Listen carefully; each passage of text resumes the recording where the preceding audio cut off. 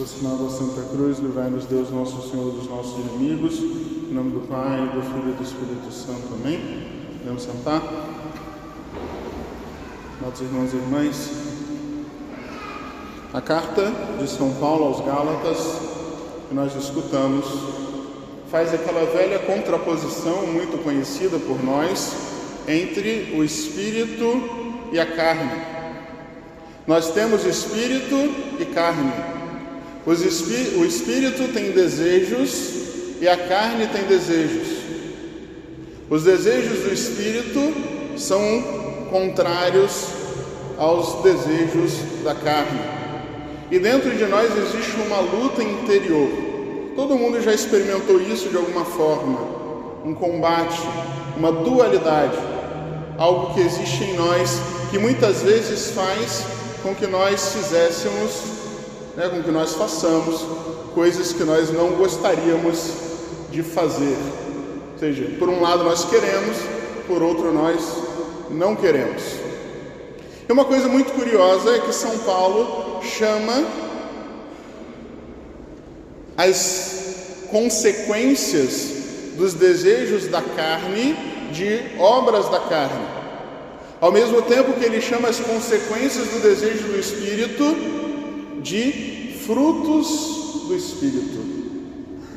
Ele poderia muito bem falar de obras da carne e obras do Espírito. Poderia falar de frutos da carne e frutos do Espírito.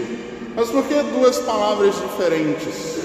Talvez, amados irmãos, seja porque a palavra obra destaca mais a ação, a atividade do homem. Quando nós cedemos à carne, aos desejos da carne, então nós realizamos aquilo que nós queremos e nós fazemos o mal. É uma obra que é muito nossa, porque no fundo os desejos da carne são os desejos do nosso egoísmo. Ao mesmo tempo, quando nós nos guiamos pelo Espírito, aquilo que acontece conosco não é chamado de obras, mas é chamado de frutos. Porque não somos nós que realizamos, mas é o Espírito que realiza em nós as consequências dos desejos do Espírito. A carne é aquilo que existe em nós de ativo, o Espírito é aquilo que existe em nós de passivo. A carne é aquilo que nós realizamos. O Espírito é aquilo que nós permitimos que Deus realize em nós. É quando nós abrimos o nosso coração para a ação de Deus trabalhar o nosso interior. E essas obras da carne são várias, assim como são vários os frutos do Espírito. Nós nos acostumamos a pensar, vocês vão ver como é que é, todo mundo sabe disso. Quando nós falamos de carne, naturalmente nós associamos aquelas coisas referentes aos pecados de impureza. Não é assim? Quando a gente fala pecado da carne, todo mundo pensa automaticamente nos pecados de imoralidade, de impureza, contra a castidade. Só que se a gente pega a lista que São Paulo faz das obras da carne, nós vemos que tem muito mais ali. Ali tem pecados contra a temperança, por exemplo, a bebedeira, a glutonaria. Ali tem pecados diretamente contra Deus, como a idolatria, a feitiçaria. E ali tem pecados contra a paz, a mansidão, são os pecados de ira. E sobre esses que eu gostaria que nós nos concentrássemos um pouco hoje. Também são obras da carne os pecados relacionados à ira, que são discórdia, inimizades, facções, divisões. A gente sabe que diabo, a palavra diabo significa aquele que divide. Quando a gente para pensar, já que a gente está falando de obras da carne, qual foi a primeira grande obra da história humana? Foi a Torre de Babel. a grande obra da discórdia da humanidade. Quando a gente para pensar no segundo pecado, o pecado de Caim e Abel, foi um pecado de ira, o irmão que mata o outro a pauladas. A ira, amados irmãos, é algo de muito grave. Muitas vezes nós podemos cair na tentação de achar que basta que não sejamos impuros para sermos santos. O mundo de hoje é um mundo tão contaminado pela impureza, é um mundo tão contaminado pela sensualidade, que muitos católicos acreditam que é basicamente o único inimigo a ser vencido. Contanto que eu não veja nada de errado, contanto que eu não faça nada de errado contra a castidade, então está tudo bem.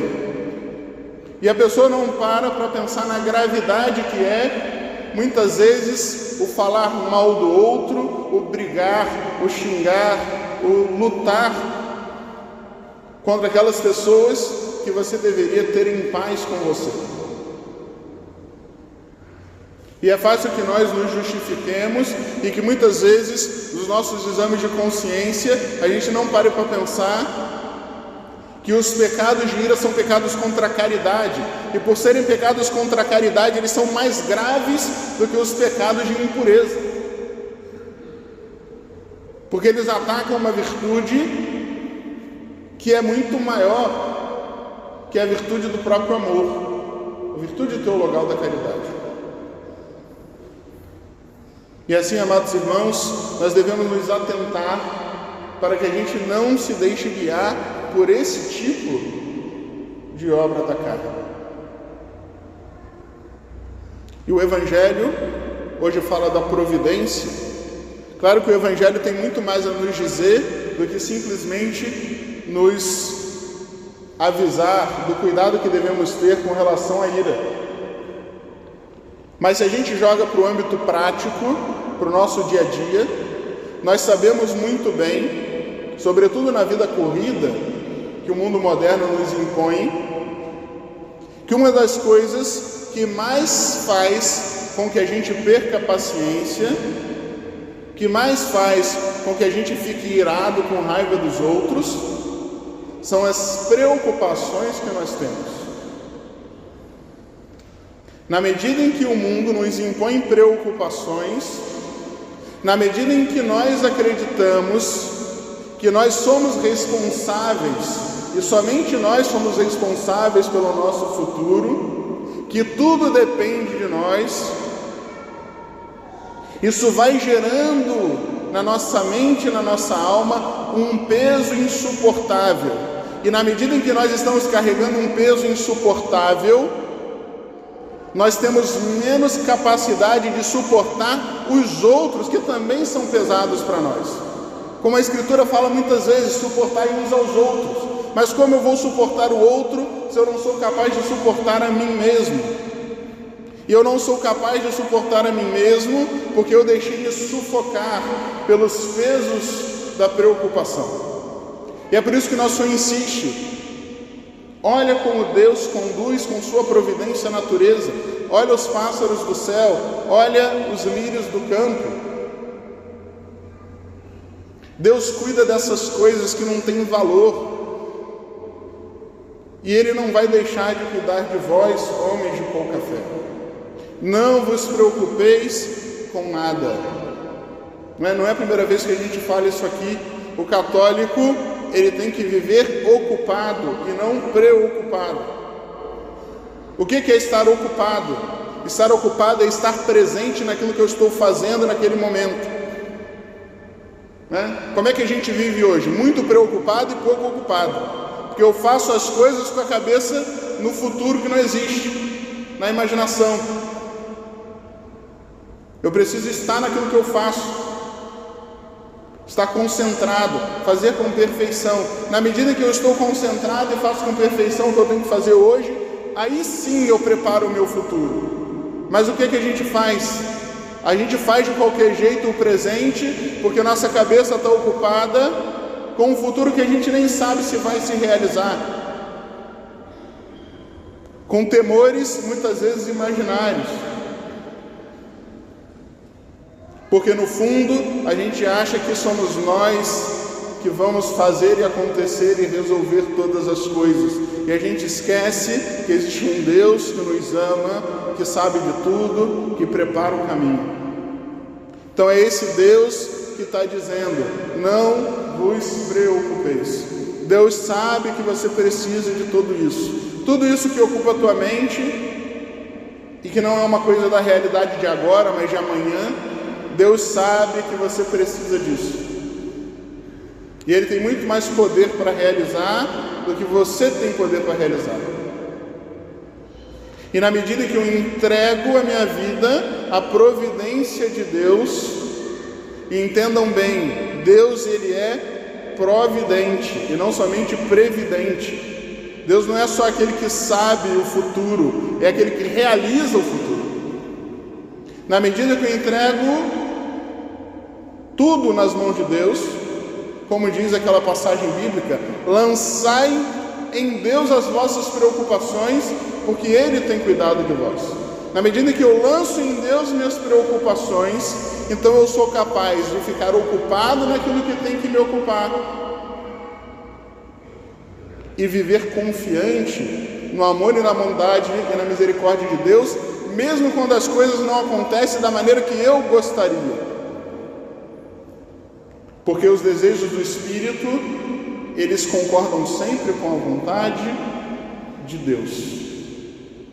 E quanto mais nós confiamos na providência de Deus, menos nós somos suscetíveis aos desejos da carne.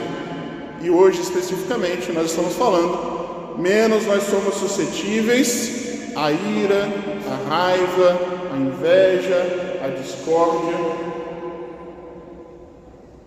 Porque se nós vivemos em paz com Deus, se nós vivemos em paz com o futuro, se nós vivemos em paz conosco mesmos, com mais facilidade nós viveremos em paz com os outros. Não permitamos, amados irmãos, que a preocupação de um mal futuro se transforme em um mal presente. Que o medo do amanhã torne o hoje um inferno para nós. Porque o cristão tem o olhar voltado para o futuro, mas para o futuro do céu. Uma virtude que se chama esperança.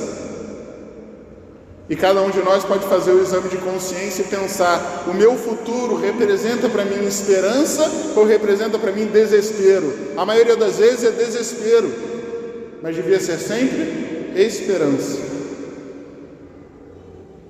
Vamos pedir à Virgem Imaculada, a Nossa Senhora, aquela que abriu seu coração a Deus, mesmo diante de revelações que a deveriam deixar muito preocupada, mesmo nos momentos mais difíceis, de fuga para o Egito, de perda do menino Jesus no templo, que ela nos ensina essa confiança inabalável na providência do Senhor, para que isso nos faça viver em paz e confiantes em Deus, para que isso não afete a nossa paz interior, para que nós sejamos capazes de viver em paz uns com os outros. Porque, como disse São Paulo, quem cede aos desejos da carne, e aqui não é só impureza, aqui também é ira, aqui também é raiva, não herdará o reino dos céus. A única preocupação com o nosso futuro tem que ser essa: herdar o reino dos céus. Em nome do Pai, e do Filho e do Espírito Santo. Amém.